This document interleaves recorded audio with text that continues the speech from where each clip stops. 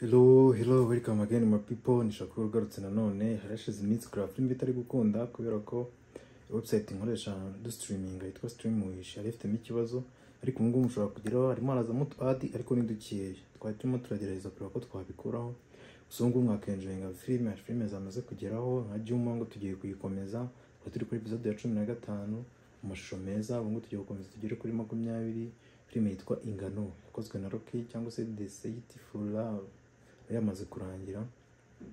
Izindi nyinshi nziza hari amafilm arangira nkitwa Don't Move, Time Cut. Turi gushaka film nyinshi nziza nizakira tukazibashyiraho ziri HD ku buryo mubasha kuzireba.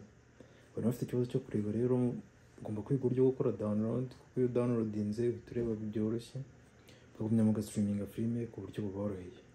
Eresha kuri wanyu narinje kwa update ko bitari bimeze neza mu minsi ishize ariko ubu ngubu byasubemo bimeze bon.